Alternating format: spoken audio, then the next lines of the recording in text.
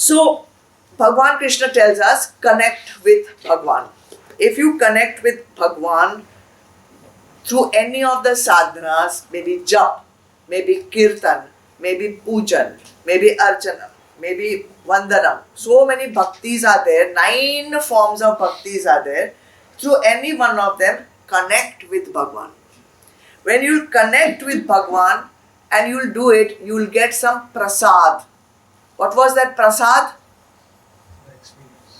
Peace of mind. Yaad hai? Last time we did prasadam, peace of mind. You'll get peace of mind. He has already told this to us in verse number 65. Can you see that? Prasade sarva dukkhanam. Prasad will come. What is that prasad? Sarva dukkha, all dukkhas will be destroyed. And when dukkha is destroyed, what is left is peace. Because this is so important, in verse number 66, he repeats the same thing.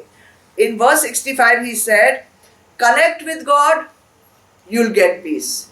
Now he says, if you do not connect with God, you cannot have peace.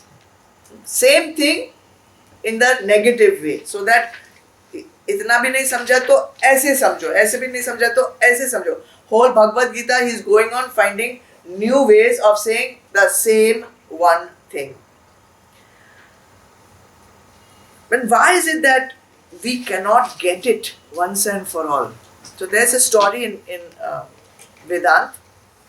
There was a bee, Madhumakhi, bee, and bees love to sit on lotus flower because the nectar of the lotus flower is very, very sweet. So the bee always goes and sits over there and sucks the nectar. The thing with lotus flower, which I didn't know, I learned after reading this story, is that at sunset time, the lotus flower shuts its petals. At sunset, it doesn't stay open, it shuts the petal. So the bee was so busy sucking the nectar, enjoying, didn't realize that sunset is coming. Suddenly realized, hey, it's getting dark. So I better get out of this lotus flower, otherwise वो बंद हो जाएगा. But he was enjoying that nectar so much. He said, one more sip. Let me have one more sip. Let me have one more suck. Let me have some more nectar. I'll get out and let one more. We also do that, na? One more. One more potato vada. One more chocolate. One more ice cream. One more this, one more that. But by that time of one more, what happened? Petals got shut. Petals got shut, and yet the bee said, doesn't matter, I'm with my beautiful lotus. I will stay here. I will keep having the nectar. Tomorrow morning, when the sun rises and the lotus opens, that time I will come out. It seems that the sting of the bee, or the what is that thing that, the stinger rather, not the sting, the stinger is so sharp that it can actually carve its way through wood. Did you know that? Yes. A bee can poke and come out of wood also. It can make a hole in wood. So he could have easily come out. He had the power. He had the capability. He had all the resources to come out of that lotus flower just by poking the lotus flower. If he can come out of wood, what is there in a flower ka petal? But he said, nay, I'll enjoy. Tomorrow I'll come out. Tomorrow, let the sun. Tomorrow I'll have.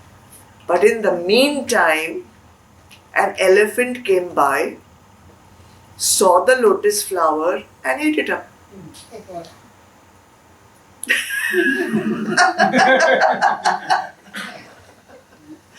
Ate up. Flower also destroyed. Bee also gone into elephant heaven. God knows where that is. This is our story. This is not just a bee ka story. What we do, we keep enjoying material pleasures. We keep thinking that there is enough time. I am only 30 years. I am only 40 years. I am only 50 years. I am only 60 years. Arey Baba, when Kal comes, there is no guarantee of 40, 50 and 60. minutes. I'm not talking of years. There is no guarantee of 4-5 minutes also. So the world can just close up on you. There is no time for you to waste. You will be trapped. And then we don't know how many more lifetimes. He was waiting for suns to rise.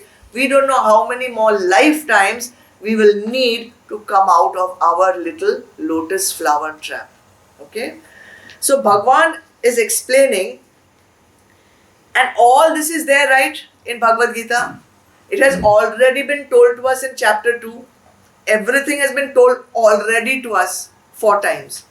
So, if we do not follow these teachings of the great masters, and what is that teaching? 1, discipline your senses.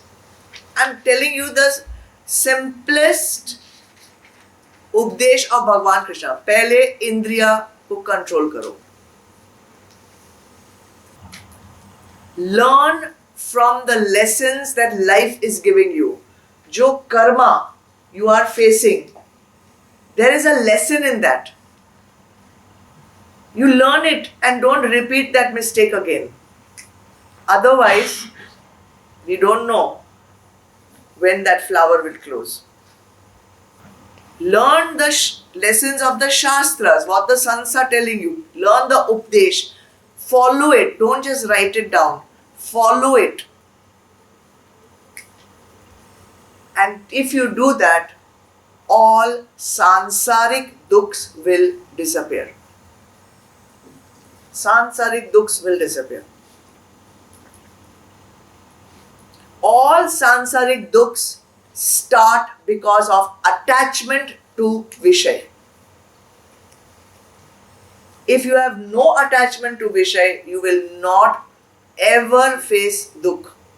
Tell me, if a person doesn't desire anything, what can make that person unhappy? Nothing. Nothing. Nothing can make that person unhappy. That person can live in freedom. He can say the truth. He can live the truth. He can act the truth. There is nothing to prevent this person from being free. But the desire comes, whether it is tamasic, rajasic or sattvic, there is still a bondage. The bondage of sattvic desire is less. Tamasic desire, biggest. Rajasic desire, also very big. Sattvic desire could be what? What could be sattvic desire? Come for satsang. But this also will become a bondage if it is not implemented in your life. Why? How it will become a bondage? Because you will have ahankar of knowledge. I to go to satsang. I have 55 books of notes. I know everything. I can chant the entire Bhagavad Gita by heart. This causes ahankar. This is also a bondage.